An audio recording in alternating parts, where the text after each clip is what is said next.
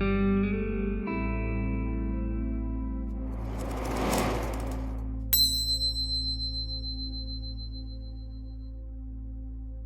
folks, welcome to RG Impact. This is an update on the Kristin Smart tragic saga. There's actually two, one relating to Paul Flores and the second involving Kristin's parents, Dan and Denise Smart, and her brother and sister Matthew and Lindsay. A Paul Flores update.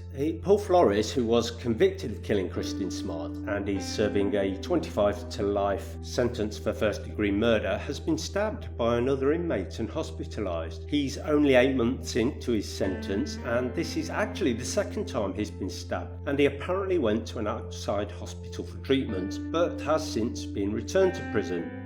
Fair condition is the term being used for him, whatever that means. I don't know too much about the second attack, but in the first attack, Jason Budrow, seen here, stabbed Flores in the neck, causing him to be hospitalised for 2 days, and Budrow himself is serving life without parole for 2 murders. I did read somewhere that the authorities were considering moving Paul Flores out of the general population, I guess for his own safety, but I've only seen one comment on that, so I can't really say whether that's definitive or not. The second item I want to talk about is a lawsuit against Cal Poly. This is a roundup of the suits that commenced in January and was brought by the Smart family. There is no question that Cal Poly failed our daughter, Kristin Smart, in multiple ways before and after her tragic murder by Paul Flores. Had the university acted properly, conducted a thorough investigation into Flores' past concerning behaviour, and implemented appropriate disciplinary measures, Kristin would likely still be alive today. The Smart family have said that it wasn't until the president of the Poly issued an apology in May last year that they understood just how it had failed Kristin. They're alleging negligent wrongful death and negligent infliction of emotional distress. Let me go through a bullet point summary of the suit.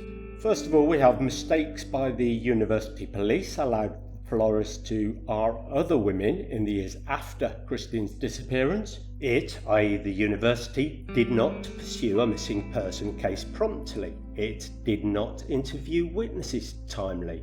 It did not seal the primary suspect's dorm room as a crime scene. It allowed the suspect's room to be sanitised and cleaned before it was searched.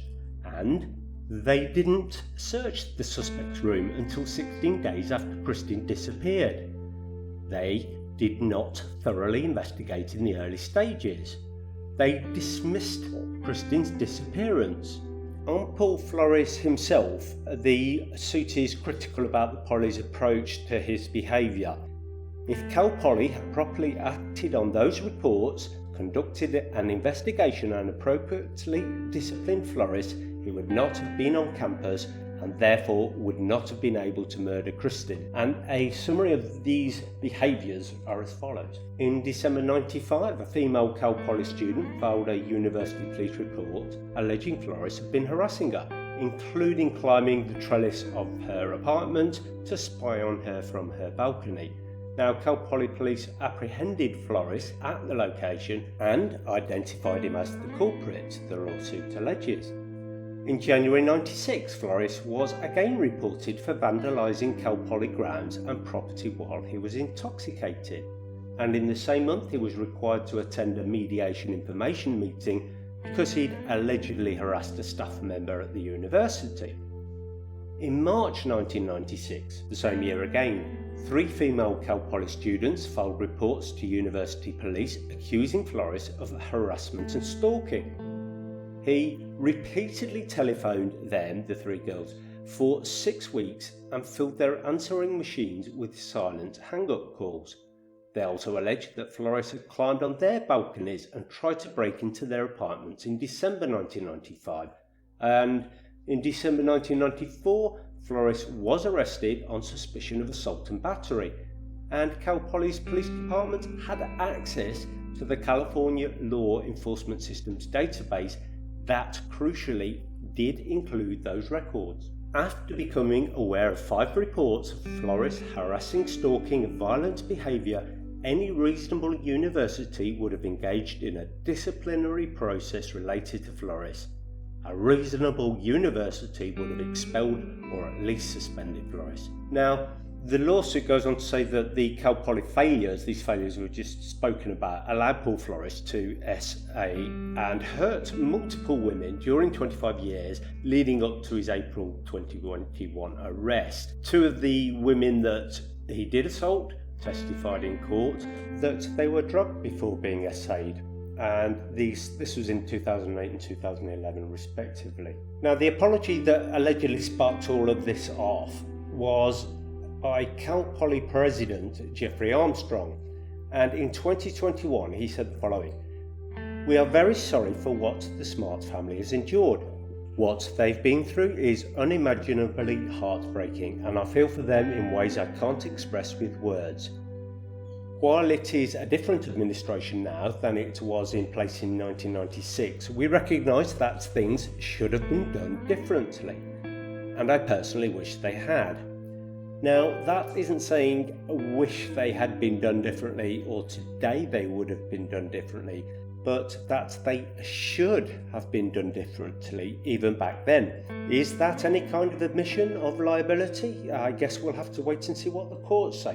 And Cal Poly, in their defence, have claimed in an April the 2nd court filing that the lawsuit was not viable for multiple reasons, including no proof of liability and a statute of limitations. And it also claims because the Smart family did file a wrongful death lawsuit against the university in 1996 and the family lost that, it can't sue the university a second time for the same reason, a double jeopardy. Now, in 1997, the judge found that Cal Poly had immunity for liability because Smart's murder was not foreseeable in light of the absence of prior similar incidents of violent crime at the university. My assumption here is that those alleged incidents with Paul Flores weren't publicly or widely known at the time.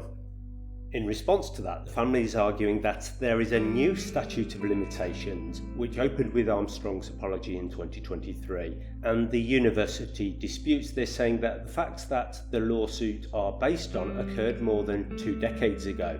According to their filing, the Smart family did not prove a statutory basis for liability and is making generalised allegations.